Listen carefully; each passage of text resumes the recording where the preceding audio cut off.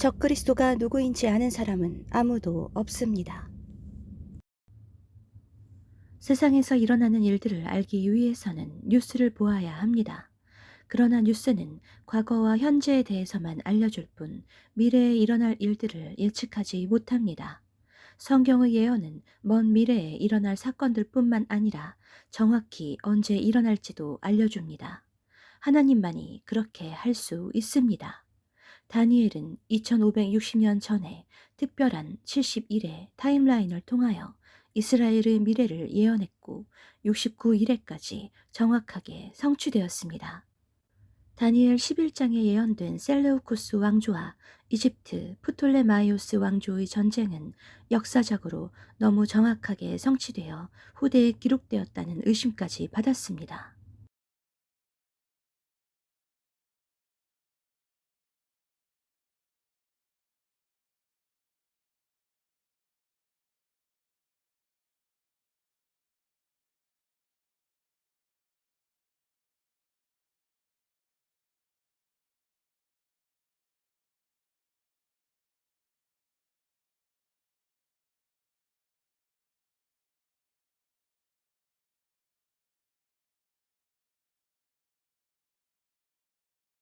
1. 69일에까지는 다니엘 9장 25절에 기록되었고 1. 예루살렘 성이 중건되고 2. 기름 부은 자 곧 그리스도께서 오시기까지입니다. 그러므로 너는 깨달아 알지니라. 예루살렘을 중건하라는 영이 날 때부터 기름 부음 받은 자 곧 왕이 일어나기까지 7일에와 62일에가 지날 것이요. 2.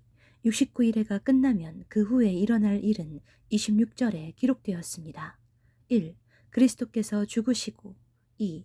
예루살렘이 로마 군대에 의해 파괴될 것이며 3. 끝까지 전쟁이 있을 것입니다. 사망은 현재의 시간을 표시하며 중동 전쟁은 5번 일어났습니다. 62일의 후에 기름 부음을 받은 자가 끊어져 없어질 것이며 장차 한 왕의 백성이 와서 그 성읍과 성소를 무너뜨리려니와 그의 마지막은 홍수에 휩쓸림 같을 것이며 또 끝까지 전쟁이 있으리니 황폐할 것이 작정되었느니라. 우리는 26절 후반부에 살고 있습니다. 2-1 26절에 일어날 일 중에는 4. 이방인의 때가 중간기로 개입되고 5. 모든 민족의 복음이 전파되며 6. 교회의 휴거로 그 시대가 끝날 것입니다. 다니엘이 4, 5, 6항을 예언하지 않은 것은 이스라엘 백성에 대한 내용이 아니기 때문입니다. 3. 마지막 한 일에 70번째 일에는 27절에 기록되었습니다. 그가 장차 많은 사람들과 더불어 한 이레 동안의 언약을 굳게 맺고 그가 그 이레의 절반에 제사와 예물을 금지할 것이며 또 포악하여 가증한 것이 날개를 의지하여 설 것이며 또 이미 정한 종말까지 진노가 황폐하게 하는 자에게 쏟아지리라. 27절은 7년 환란에 일어날 사건들입니다. 1. 적그리스도가 7년 언약을 맺으며 7년이 시작됩니다. 2. 예루살렘에 제3성전이 세워질 것입니다. 3. 7년의 절반이 지나면 제사와 예물을 금지합니다. 4. 거룩한 성전에 짐승의 우상을 세웁니다. 5. 짐승의 우상에 경배를 강요하며 표를 받도록 박해합니다. 짐승이 날개를 의지하여 가증한 짐승의 우상을 성전에 세울 것이라고 합니다. 날개가 무엇을 상징하는지에 대해서는 다양한 견해가 있지만 강력한 이슬람의 반대에도 불구하고 성전을 재건하도록 도와준 세력과 동일할 수 있습니다. 혹자는 타락한 천사들이 짐승의 출현을 도울 것이라는 설도 있고 계시록에서는 용이 권세를 줄 것이라 기록했습니다. 짐승이 강한 신을 공경하고 이방신을 힘입어 전쟁에서 승리하게 되는데 노아의 시대에도 사람의 딸들과 결혼한 천사들도 수메르의 기록에 따르면 신으로 숭배를 받았습니다. 이때 큰 배교가 일어날 가능성이 높습니다. 4. 70주간의 완성 곧 490년이 끝나면 그때 일어날 일들이 24절의 계요에 있습니다.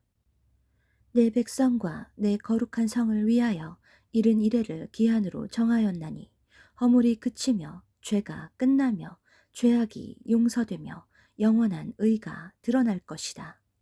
1. 죄가 끝나고 죄악이 용서될 것입니다. 이때 이스라엘에 큰 애통과 회개가 있을 것이며 비로소 예수님을 그리스도로 완전히 인정합니다. 2. 영원한 의가 드러나며 그리스도의 천년 통치가 시작됩니다. 5. 요한계시록이 게시된 이후로 적그리스도의 후보는 역사에 자주 언급되었습니다. 적그리스도의 특징은 반기독교와 신성 모독, 전쟁광, 속이는 자, 기독교를 멸시하는 자입니다.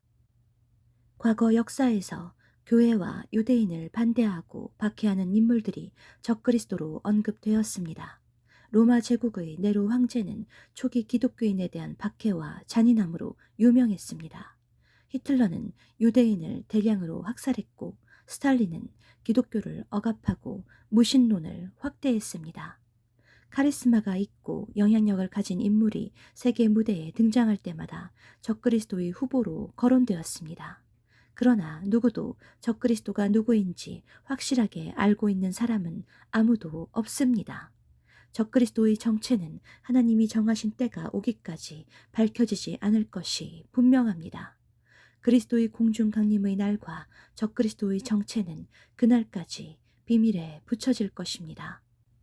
현대에도 영향력이 있는 인물이 등장할 때마다 적그리스도로 식별되었습니다.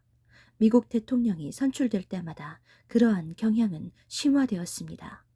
오바마, 트럼프, 교황, 일론 머스크, 저커버그 등이 있지만 적그리스도는 대통령 출신으로 정치가 중 한 명일 것입니다. 그는 7제국에 속한 8대 짐승이며 속임수로 나라를 얻을 것이라 합니다.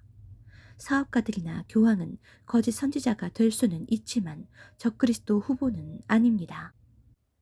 적그리스도의 성품이나 그가 추진하는 정책들도 그의 특징들과 일치하여 진행될 것입니다. 적그리스도는 적절한 때에 나타날 것이지만 그때까지는 성령께서 그의 나타나심을 막을 것입니다. 다니엘의 예언을 돌아보면 역사 속에서 예언이 성취된 사실을 알 수 있습니다. 이것이 하나님께서 세상의 역사를 통치하신다는 것과 정하신 때가 있다는 사실을 깨달을 수 있습니다. 중국 스타트업 딥시크가 출시한 AI 모델이 챗GPT와 동등한 성능을 내면서 과잉 투자에 대한 논란이 일었습니다. 딥시크는 AI의 학습 비용이 10분의 1에 불과하고 오픈소스로 공개했지만 아직은 여러 문제를 제기하는 단계지만 거품을 제거하는 데 기여했습니다. 생성형 AI는 질문에 대한 디테일한 답변을 주지만 이미 알려진 지식학습의 틀 안에서 답변하는 한계가 있습니다. AI가 창조적인 새로운 지식을 주거나 미래를 예언할 수도 없습니다. 만약 노아의 시대처럼 타락한 천사들이 감추어진 지식을 제공하여 통합한다면 인류를 속일 수 있을 것입니다. 기술 혁신은 획기적 도약도 가능하지만 파국도 가져옵니다. 미래에는 파국적 상황이 올 것인데 휴거나 적그리스도의 출현, 짐승의 표 같은 사건들이 예상됩니다. 눈 깜짝할 사이에 붕괴할 것입니다. 계시록에는 음녀 바벨론 문명이 1시간 만에 세상의 여왕으로 알려진 사업가들의 기반이 파괴됩니다. 이제 70일의 예언은 마지막 단계에 도착한 상태이며 반드시 이루어질 것으로 신뢰합니다.